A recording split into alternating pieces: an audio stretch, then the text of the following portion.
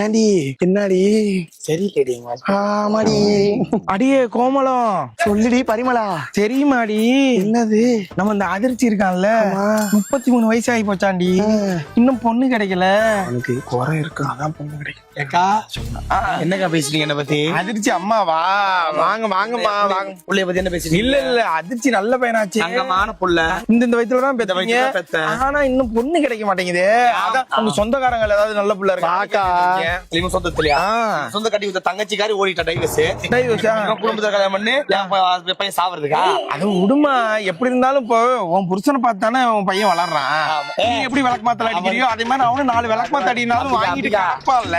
ஆடு நீ ஆடு என்ன பண்ணு. ஆடு இல்லம்மா மாடு.